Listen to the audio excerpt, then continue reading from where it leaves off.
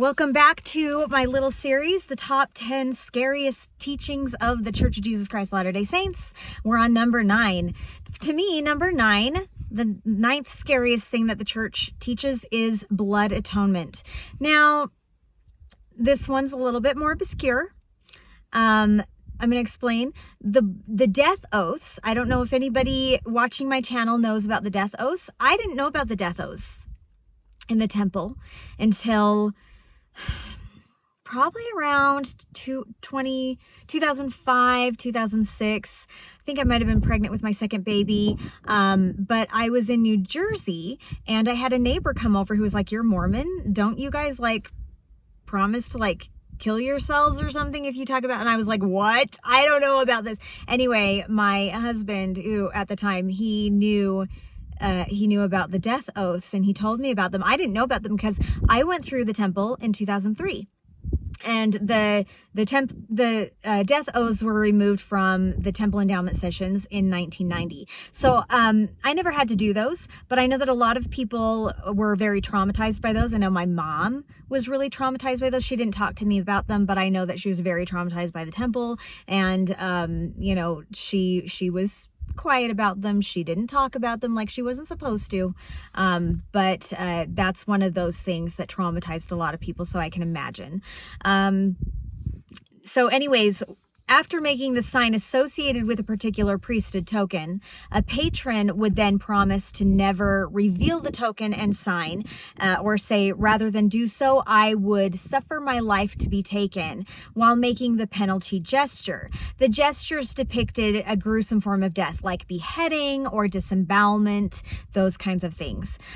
So this was mostly brought into an idea by Brigham Young. I guess there is some evidence that maybe Joseph Smith thought about this before Brigham Young did, but Brigham Young was kind of the one who initiated a lot of these. And he gave a sermon about the blood atonement, which I'm going to read some excerpts from. Now, it's a little bit long, but I think it's important. So, suppose that he is overtaken in a gross fault, that he has committed a sin, and that he knows will deprive him of that exaltation which he desires, that he cannot attain it without the shedding of his blood, and also knows that by having his blood shed, he will atone for that sin and be saved and exalted with the gods. Is there a man or woman in this house but that would say, "Shed my blood, that I may be saved and exalted with the gods"? All mankind love themselves, and let these principles be known by an individual, that he would be glad to have his blood shed. That would be loving themselves even to an eternal exaltation. Will you love your brothers or sisters likewise when they have committed a sin that cannot be atoned for without the shedding of their blood? Will you love that man or woman well enough to shed their blood? That is what Jesus Christ meant. He never told a man or woman to love their enemies in their wickedness, never. He never intended any such thing. His language is left as it is for those to read who have the Spirit to discern between truth and error. It was so left for those who can discern the things of God. Jesus Christ never meant that we should love a wicked man in his wickedness.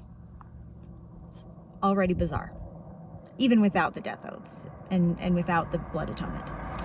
I could refer you to plenty of instances where men have been righteously slain in order to atone for their sins. I have seen scores and hundreds of people for whom there would have been a chance in the last resurrection there will be if their lives had been taken and their blood spilled on the ground as a smoking incense to the Almighty, so human sacrifice. But who are now angels to the devil, until our dear elder brother Jesus Christ raises them up, conquers death, hell, and the grave.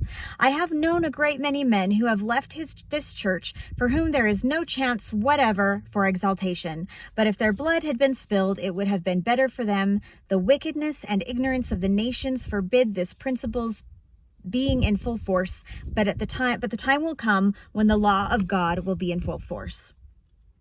He's literally advocating for people to kill people who leave the church in order to avenge them to Christ, and therefore, I don't know, it brings to mind kind of like the Japanese seppuku, where you kill yourself in order to bring back your honor.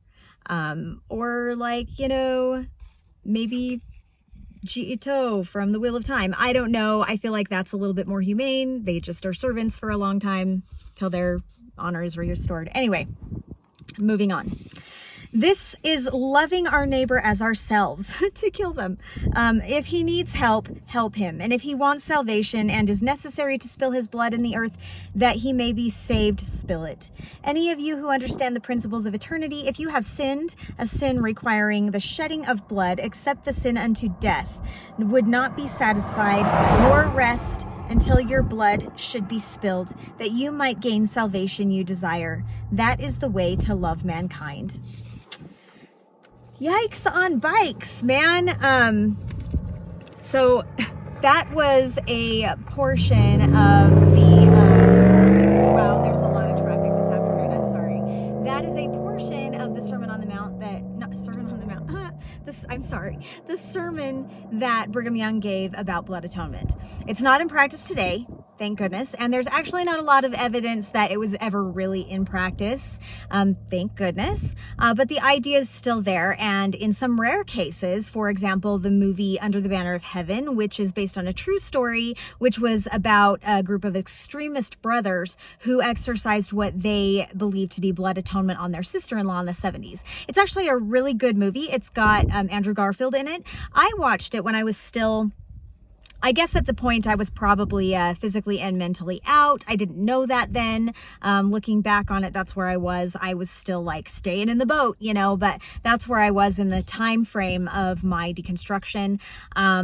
But I watched it and I did not detect any lies, except for one part where they show a temple scene, and in the temple she's receiving her washing and anointings in front of all of the men and the women.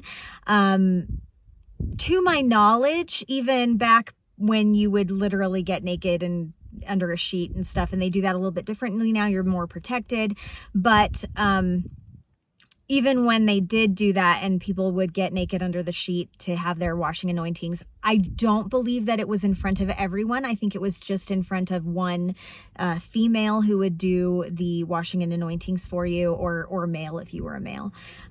So if that's wrong, please correct me, because I don't know for sure. Again, I went through the temple in 2003. It's never been like that for me, so I don't know for sure.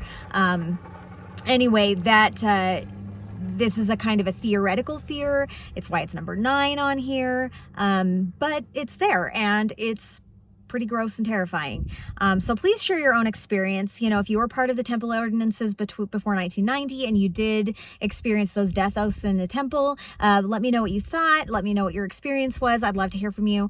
You can leave a comment. I'm happy to receive those comments. And then you can also email me at Brae, B-R-A-E, Brae, B-R-A-E dot wordsofexmormon@gmail.com. My email is also pinned on my website, or my webpage. On my feed. So if you want to go in and look at my page, you can see that there. Thank you again. Come back and see number 8.